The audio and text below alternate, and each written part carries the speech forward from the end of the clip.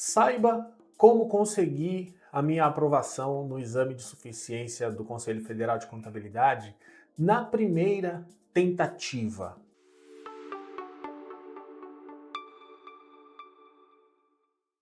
Você que está aqui acompanhando este vídeo saberá como foi a construção da minha aprovação, como tive a oportunidade de fazer uma única prova e passar. Para isso eu vou estruturar aqui este vídeo, separei, portanto, 6 tópicos para apresentar para você. Eu quero que você esteja aqui até o final, obviamente, mas é imprescindível que você acompanhe os 2 últimos, tá? Então fique aqui até o final. Eu não estou falando isso como meio de atrair a sua atenção. Claro que eu quero que você fique aqui, mas não é só por isso. É porque fará muito sentido aquilo que eu vou falar no final, o tópico 5 e o tópico 6, tá certo? Não adianta falar deles agora no começo, eu tenho que falar no final. Então veja só, eu vou falar de ambiente, tá? Como era o ambiente na ocasião em que eu fiz o exame de suficiência e como ele é hoje. E o que é ambiente? É o contexto da época. Como era a minha vida profissional, acadêmica e como é isso hoje para você que está buscando esta conquista, tá? Vou falar também de hábitos. Quais eram os meus hábitos? E com eles eu consegui, obviamente, alcançar esse objetivo. Vou falar de movimentação, ou seja, como que eu me movimentei, qual foi a minha atitude à época, tá?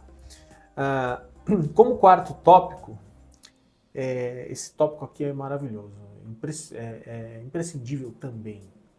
Aquilo que você considera ser a razão para você não prestar o exame é a razão que determina o seguinte: preste o exame. Eu vou repetir. Aquilo que você considera ser a razão pela qual você não deve prestar o exame agora é a razão pela qual você deve prestar o exame agora. Ficou muito longo esse negócio, então eu vou chamar esse tópico da seguinte forma: o seu não é, na realidade, o sim. Tudo bem? O não é o sim. Então você vai entender já já. Os 2 últimos tópicos, que são essenciais. Tópico 5. O que não fazer? Eu vou dizer aqui uma coisa que você não deve fazer no contexto do exame. E vou dizer aquela que você deve fazer. Tudo bem? Então vamos lá. Vamos começar aqui nessa ordem. E eu também não quero deixar de dizer para você que a minha capacidade de estar aqui te ajudando tem a ver com a minha história, tá certo? E com quem eu sou e o que eu faço. Eu sou contabilista, professor, empresário, estou no mercado há mais de 30 anos. Para ser mais de 30 anos pode ser 60 anos, né? 60 anos é mais de 30, mas não é tanto assim. Eu estou no mercado há exatos 32 anos, tá? E desde os 18 anos trabalhando, envolvido, né, com o mercado profissional, mas desde garoto com contabilidade, tá? Desde os 16 anos de idade. Então eu já quero aproveitar esse contexto para falar do ambiente. Como era o ambiente na ocasião em que eu fiz o exame de suficiência? Eu trabalhava há 9 anos em contabilidade, tá? Com contabilidade, né, numa empresa, e eu já era técnico em contabilidade formado, tá? Então, esse era o meu contexto temporal. Eu trabalhava no departamento contábil de uma empresa e eu era técnico em contabilidade. Muito bem. Era um ambiente com ausência de pressão, certo?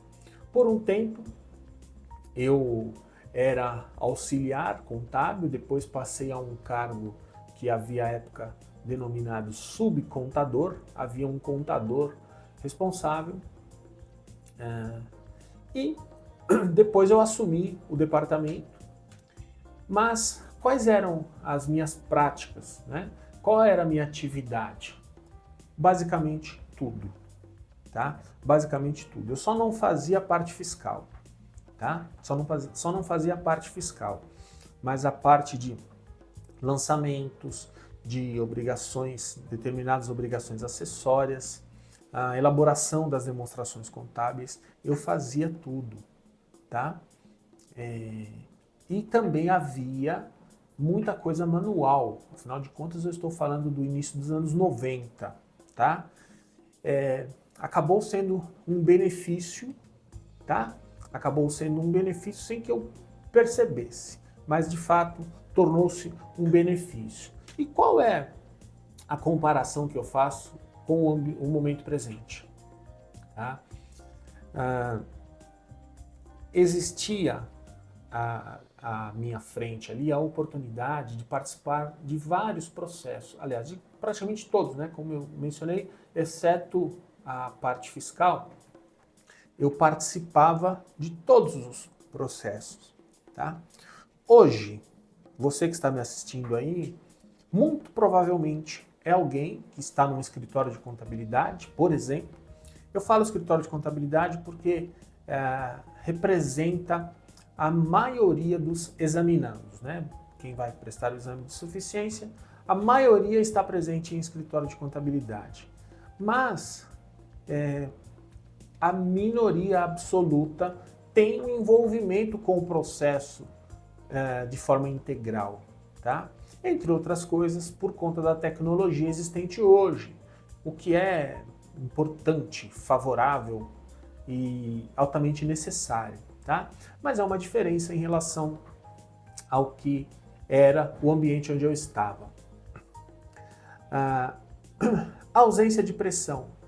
Eu não tinha nenhuma pressão. Ninguém me cobrava o CRC. Afinal de contas, eu já tinha CRC de técnico, tá?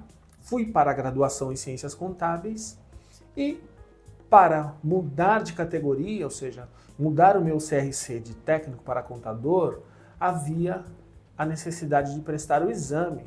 Então o exame, se você não sabe, ele surgiu em 2000, 2001. Salvo engano, em 2000, tá?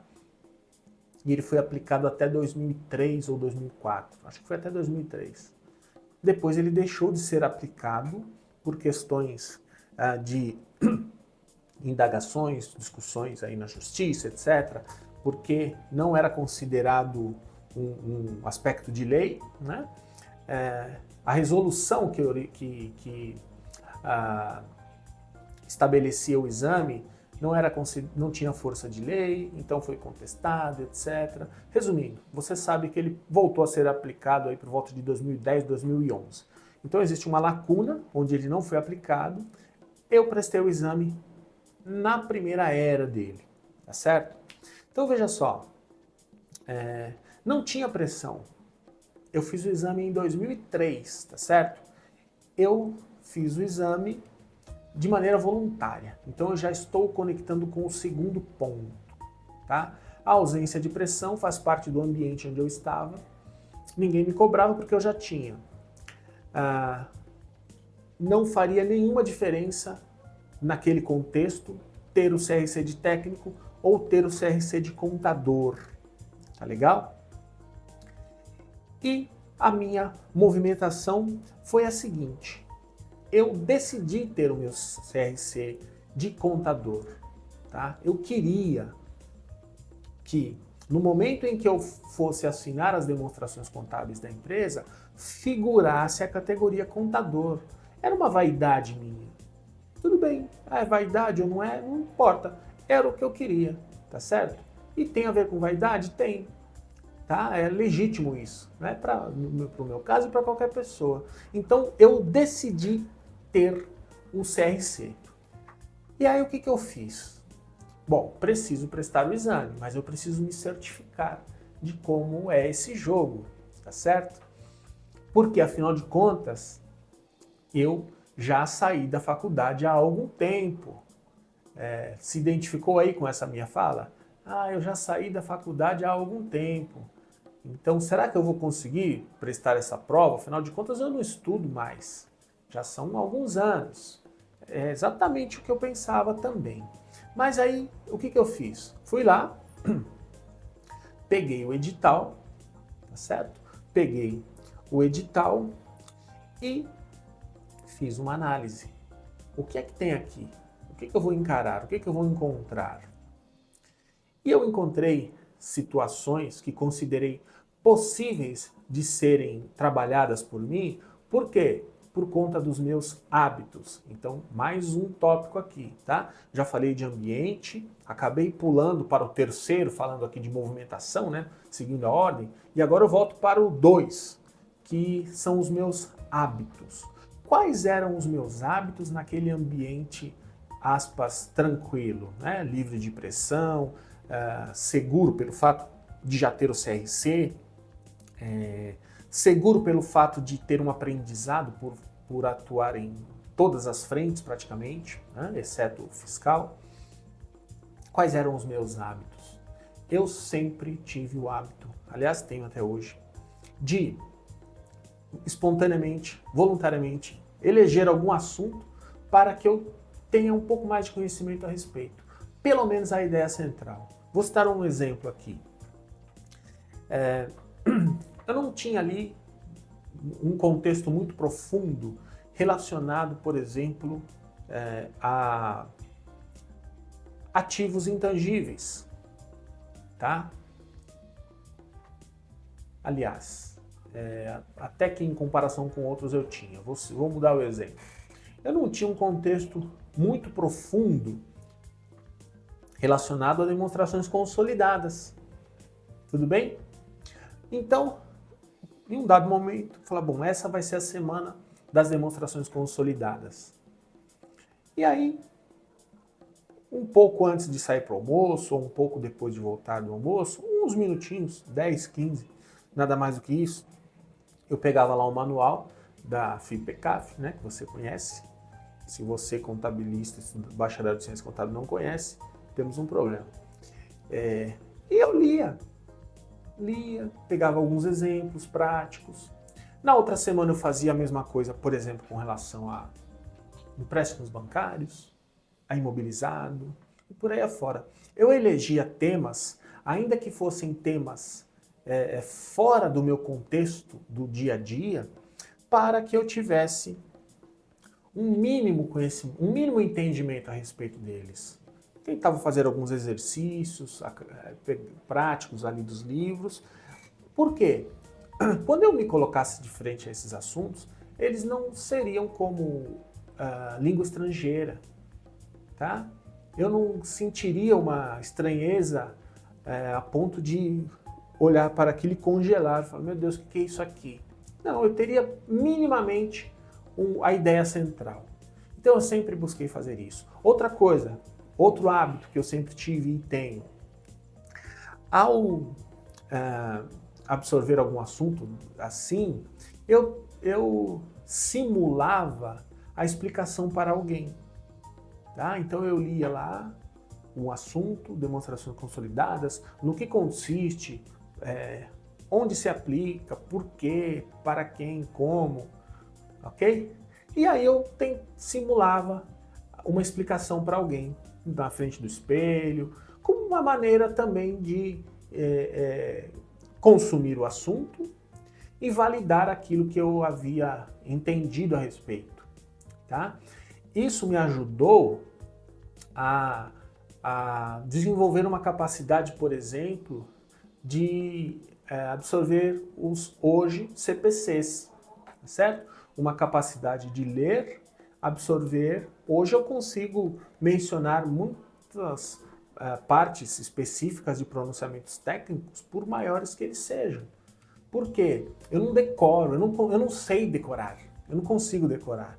Por exemplo, eu estou aqui na produção deste conteúdo agora, falando com vocês, tem um roteiro aqui, os tópicos, mas eu não consigo decorar um texto ou ler aqui o texto para você. Eu congelo, eu ingesto, eu não consigo, tá? E isso vem desses hábitos, tá? Você já vai entender onde eu quero chegar com essa narrativa aqui. Qual foi o outro componente da minha movimentação? Eu simplesmente fui fazer a prova, tá? Então veja só, eu decidi ter o meu CRC de contador, eu me certifiquei com relação à minha capacidade técnica para fazer aquela prova e eu fui, tá certo? Então é por isso que talvez você, se já me conhece, pode ter me ouvido dizer o seguinte: eu fiz a prova, eu fui para a prova sem estudar, né? Isso não é soberba, arrogância. Eu fui sem estudar. Não quero dizer que eu não tenha me preparado, tá? Quando eu falo estudar, eu não tive uma rotina de, a partir de hoje, 2 horas por dia eu vou pegar os livros e vou pegar os cadernos e vou estudar para a prova. Não, eu não fiz isso, mas eu tinha um preparo. O meu dia a dia já era um preparo. Eu só não tinha essa consciência, mas era um preparo. Por quê? Porque eu fazia lançamentos contábeis, eu elaborava demonstrações contábeis, eu tinha fundamentação conceitual sobre vários assuntos, então eu já tinha um preparo sendo desenvolvido, sem mesmo perceber que aquilo serviria para o exame de suficiência, tá certo? Então, tudo isso para dizer que eu consegui passar no exame na minha primeira tentativa por conta dos meus conhecimentos em ciência contábil. É isso que você tem que ter. É isso que você tem que procurar elevar, o seu nível de conhecimento em ciência contábil. Então, não existe mágica, não existe estratégia, não existe regrinha de chute. Olha, você chuta aqui, responde tantas vezes a alternativa A, depois tantas vezes a B, depois tantas vezes a... Esquece. Se você tem disposição para usar tempo para aprender truques, use esse tempo para aprender ciência contábil. Aí você vai passar, tá certo? Então, eu consegui passar no exame por conta dos meus conhecimentos em ciência contábil. Então você tem que fortalecer os seus. E existe uma verdade muito grande. Tem gente que se incomoda quando eu falo isso, mas é verdade. Hoje eu sou professor de contabilidade, mas eu também sou aluno e já fui aluno de ciência contábil, já fui aluno de graduação. E existe aquele momento no curso, em alguns casos o curso todo, onde você está ali fazendo hora, curtindo o bar. Eu não faço a menor ideia de como eu passei em contabilidade de custos, por exemplo, mas eu passei. Como? Não me pergunte que eu não sei. Eu fui buscar cobrir esta lacuna técnica depois, tá? No mercado de trabalho, sobretudo. Por isso hoje eu posso te ajudar com contabilidade de custos, por exemplo, tá? Mas não existe segredo, tá? O seu ambiente hoje talvez seja hostil, talvez cobre o CRC de você, tá? Isso representa uma pressão. Eu compreendo que seja assim, tá? O seu ambiente hoje te coloca em funções pontuais específicas, onde você lida com um retalho da colcha, mas você não lida com a colcha como um todo. Então, também te dificulta, porque lá no exame de suficiência você tem que ser alguém que tenha uma visão, um entendimento, consiga abraçar o todo, tudo bem? Os seus hábitos hoje definem muita coisa. Então, se você não lê, se você não se intera sobre os assuntos, você vai encontrar problema. Você vai encontrar, talvez já esteja encontrando. E as suas ações. Você quer ter o CRC? Você já tomou essa decisão?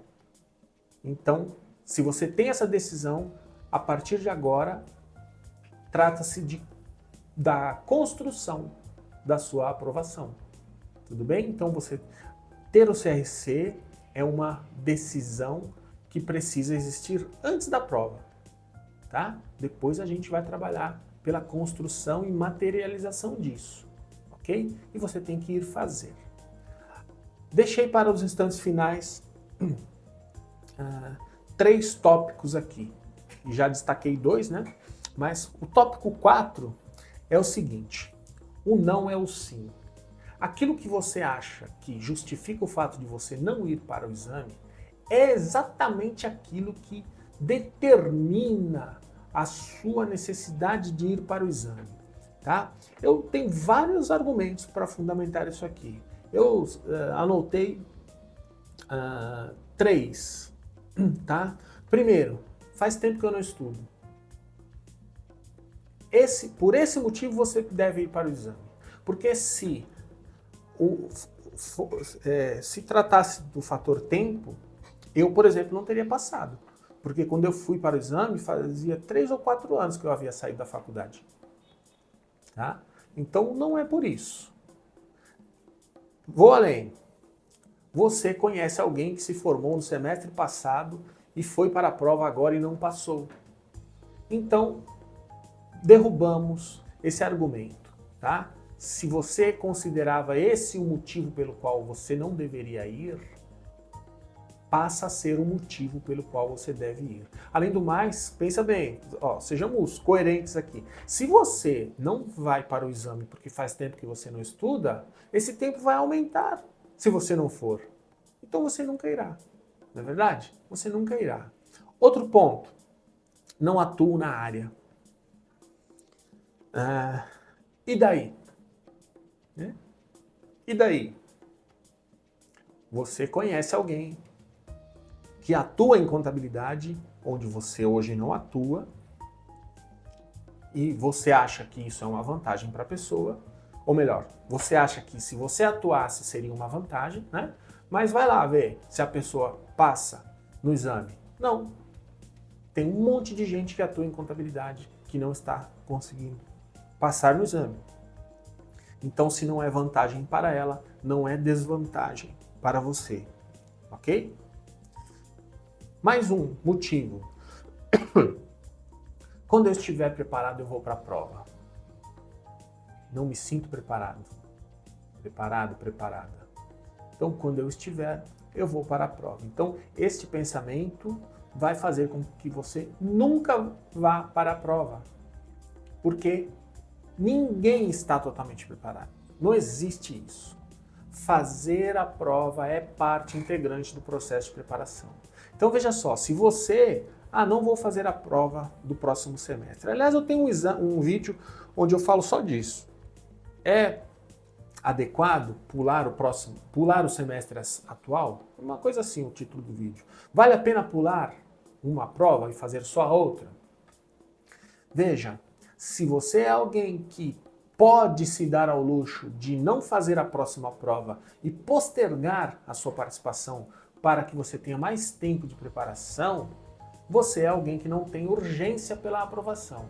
Então você deveria aproveitar esta sua realidade e começar a construir a sua aprovação agora. Faça a inscrição na próxima prova, prepare-se, faça curso, contrate curso ou não, tanto faz.